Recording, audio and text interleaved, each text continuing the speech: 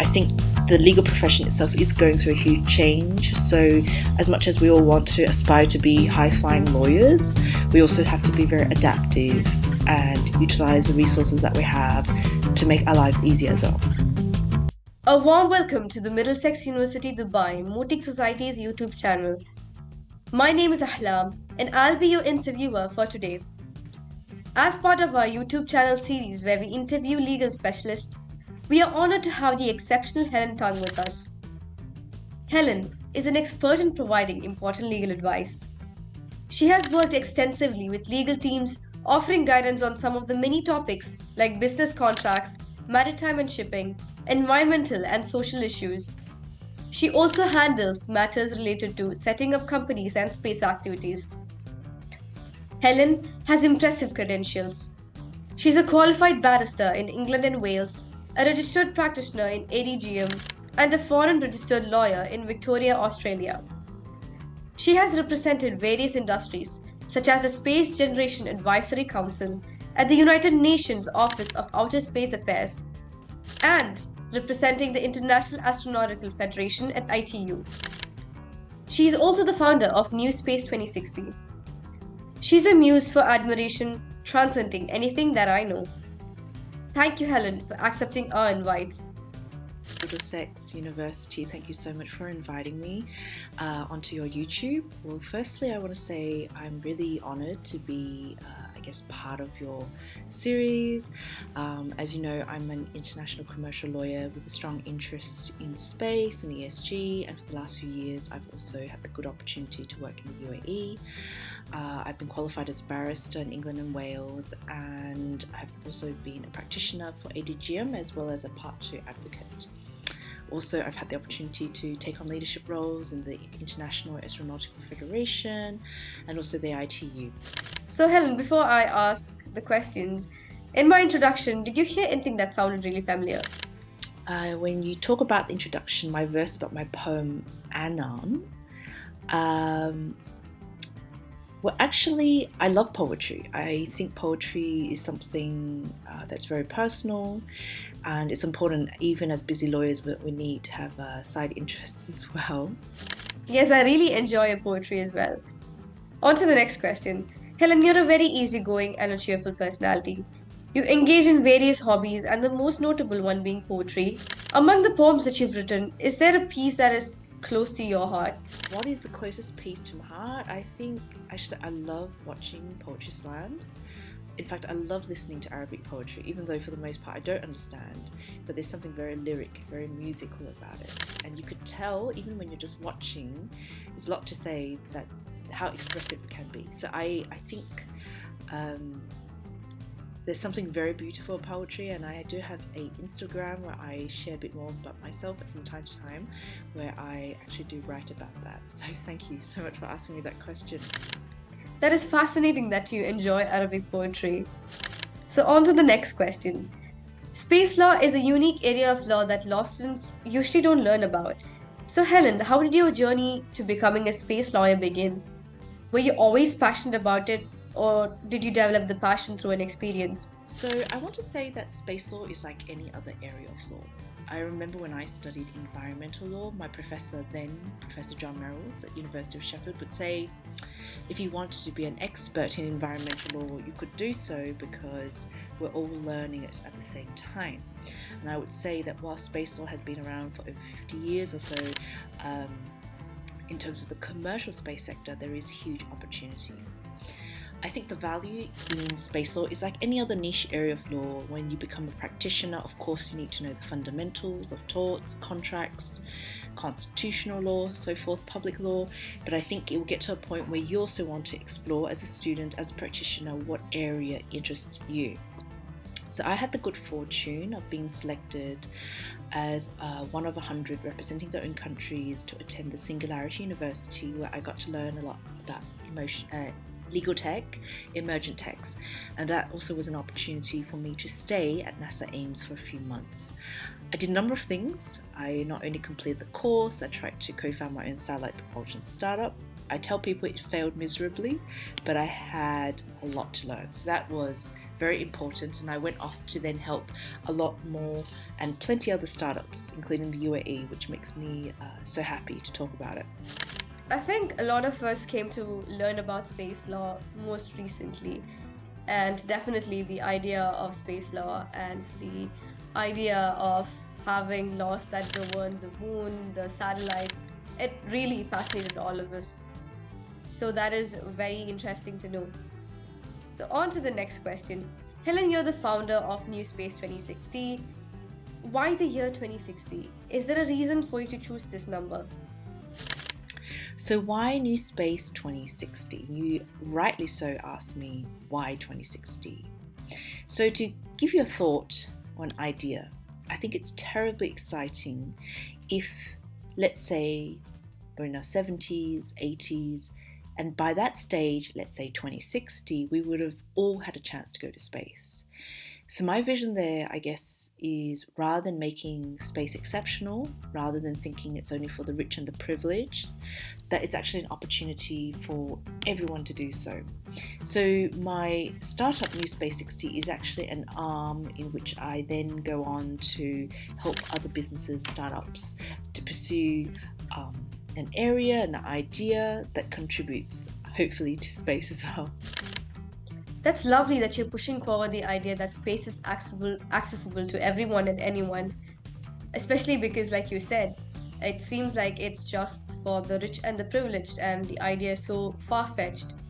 But it's lovely to see that this is being pushed forward and it is a possible, near possible thing too.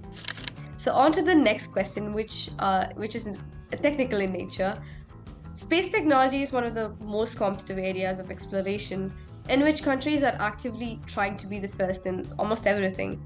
I think the biggest examples can be United Arab Emirates, India, United States of America. As the technology advances, how has space law responded to the growing dangers of space objects such as the satellites, debris, and rockets? Well, I'm happy to tell you that it's an area of law, or when you talk about the dangers of space in relation to space debris, the space community is very alert to that. They do know there are issues when you have so many startups or so many businesses, satellites, rockets going up. They have to come down, or be it that they have to be recycled in some shape or form. Otherwise, when there's collision, there's going to be problems. So that in itself is something that has actually inspired a number of space startups. And also countries and space agencies have also been very proactive in trying to figure out ways how best to deal with it. So it's not new in that sense, but obviously sometimes when you've seen launches that have not succeeded, there are potential rocketing effects of that happening in terms of consequences, costs. For the most part, when I think of the UAE and UAE being a very progressive country as well as very forward-thinking in the space sector, for the most part, international law aligns responsibility of, say, startups and businesses, of which they are flagged under. So, for instance, if you have a particular company that is intending to launch and it's flagged in the UAE, or be it it's flagged in the UK or Australia, that particular state would usually have the overriding, responsibility to that effect.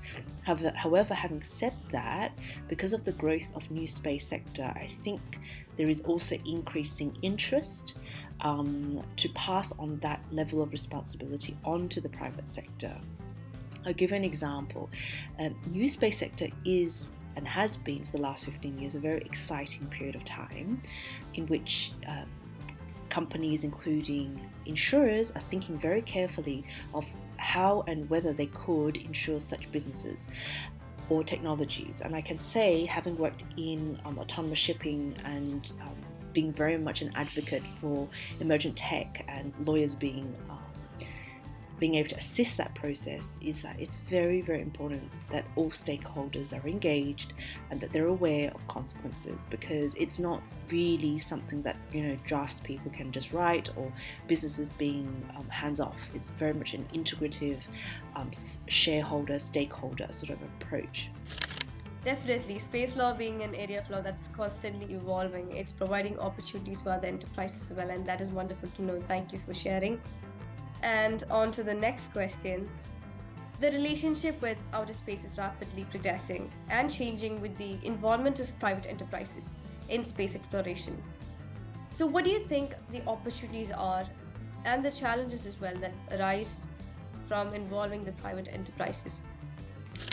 Well, I think the opportunities are unlimited, particularly if we draw references from space and Earth. I give you very simple examples.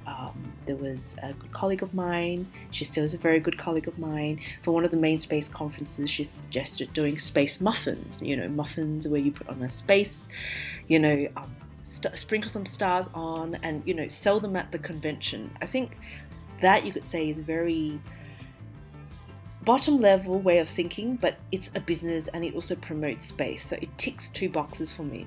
On the other hand, you have very high-tech startups, and I'll mention the one that I failed to work with. But in that experience, what I learned is you have a lot of people who are very talented, who are engineers, that may not know what the law is all about. So you go from a geeky, techie kind of a startup entrepreneur to someone to be a holistic, all-rounded business entrepreneur. So what it means is space and entrepreneurship as a combination allows space entrepreneurs to become real entrepreneurs, if I can say that. They can have amazing technology, but if they can't sell, if they can't actually, deal with customer service, then it's a huge problem. I think the challenges that can arise for space or private enterprises is actually making it harder than it is. So for the last few years, I have tried really hard to also create the impression that space, of course, the traditional way of looking at space is space exploration, flying a rocket out in space. But to bring space down to Earth, i.e. to relate to you and me, our grandparents and grandkids, it's really about making it normalized. What do I mean by that? It means, and I use a very good example, I was tasked with the question of how do I double the space sector in Japan? And the first idea that came to my mind was, those cereal boxes, and in the cereal boxes there's a toy. The parents go to buy the cereals and the kids want the toy in the box. But the messaging is actually the same. You want to buy the cereal. So that's the same thing I want to do deal with space. So what I did as an idea was to adopt poetry as a way, because I was in Japan and haiku is a main form of Japanese poetry, to try and get people to think about space. So I think about space entrepreneurship as very fluid, very flexible and multifaceted. Not in the traditional way, but more in an open-minded fashion where you can connect all the dots. So I think one of the greatest challenges for private enterprises is to see how they themselves can pivot, be it in mentality or be it in reality, and then also engage in the sector in a way that they would engage in any kind of business. For example, if you're in pharmacy, you're there to sell medicines.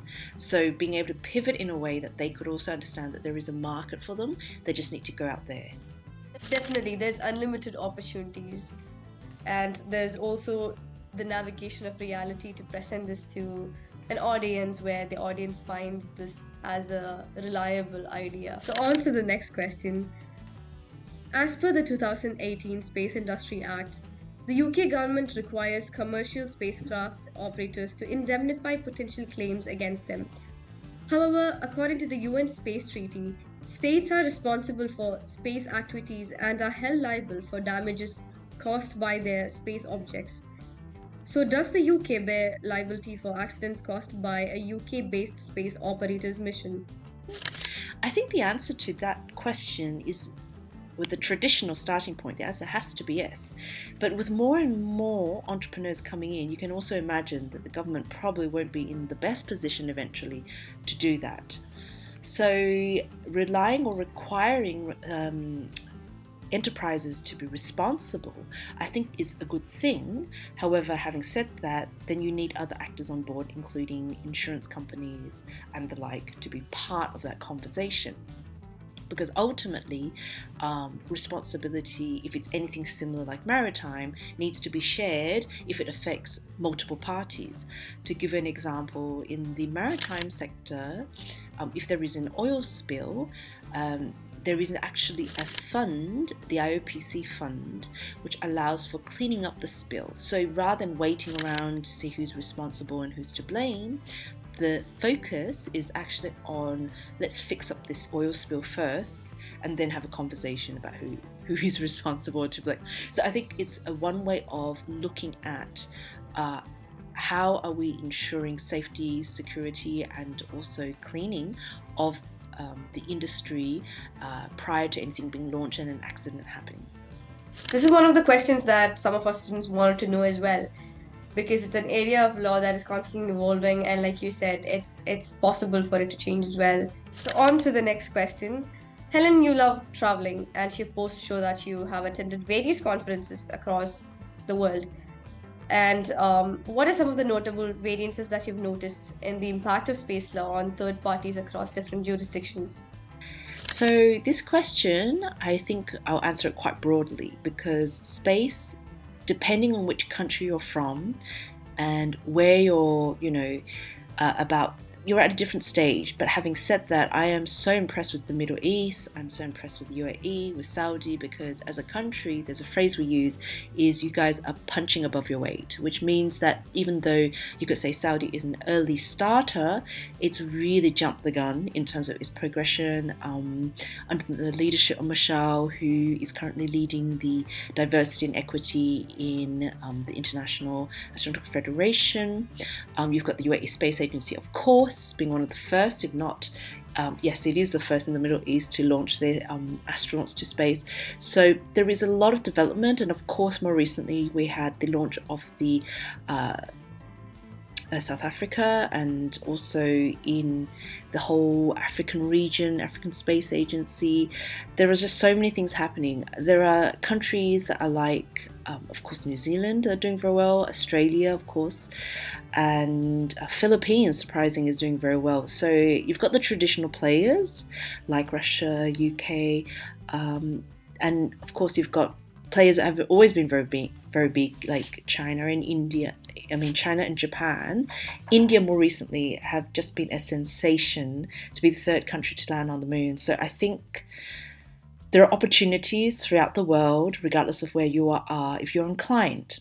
Definitely. The Middle East is always jumping the game. So that's a wonderful answer. Thank you for letting us know. On to the next question.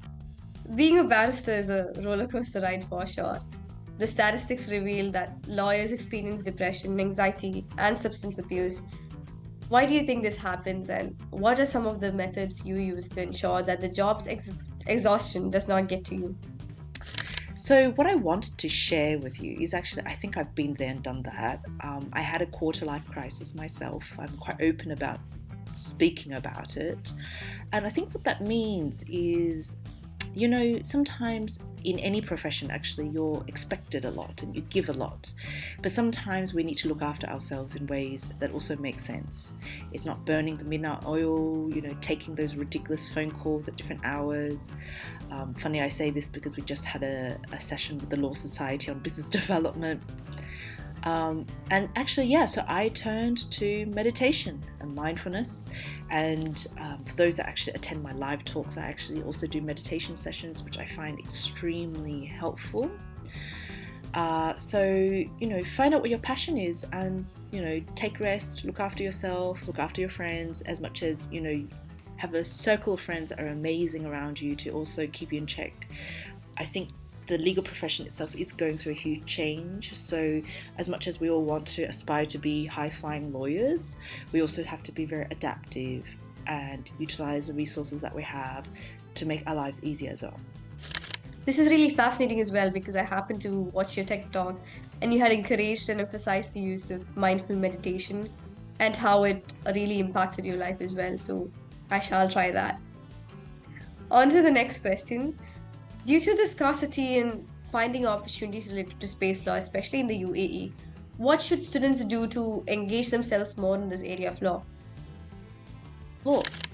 So as you know, the UAE Space Agency is one. There's the MBRSC, the Mohammed bin Rashid Research Centre, and of course you also got the DIFC courts, whom I'm very grateful to have been part of, the space courts. In fact, they're the first space courts to be launched in a functioning, competent court to deal and handle with space matters. So no doubt, I think there's going to be ongoing matters.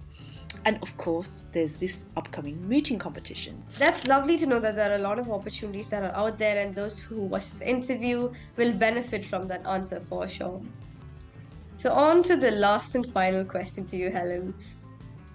And that would be that you've encouraged many individuals with your mindset and your life lessons. You've been very open and vulnerable about it, which is a really hard thing to do. What message do you have for the members of the Mooting Society? So one thing I want to say is, having been and travelled to a number of countries, the UAE is very unique and special in many ways. It is progressive, it's forward thinking, and if you're a pioneer and you want to do something, I think the UAE has to be one of the best places to do it. I think of the kind of innovative mindset, the opportunities, and I think the opportunity for growth is also very extensive. So I would encourage students and entrepreneurs, if they find something they're passionate in, and here I'm talking about space, and also outside of space, go and do it. Because if you're the first, then you're a pioneer, and others will follow you. And when they do that, then what you do and can create is a level of momentum that would hopefully end up being a critical mass. I can share with you when I first started in space, not having to go too far, is there's a lot of people questioning, well, why would you do that? And how are you going to do that? And how are you going to transition from being a lawyer into space? Those are the kind of people that you need to thank, because they remind you that you're achieving something that they think is difficult and is impossible, or whatever it is. But I think with the mindset in the UAE, and I'm using the example, well, Burj Khalifa, it's the tallest building, you've got a 7-star hotel, first of its kind, one of its kind. So I think this is very inspiring, and particularly at this point where, we're seeing a convergence of AI and technology, and law, finally. It's not just talk, it's actually happening. It makes it an even more incredible time for you guys, the next generation of lawyers, to really grasp onto this opportunity and make the most of it. Thank you. Thank you, Helen, for giving us your valuable time to share your insights with us. And I'm sure the viewers of the channel will find these answers informative. Thank you so much. So thank you very much for your time, and I really look forward to meeting you all in person in due course.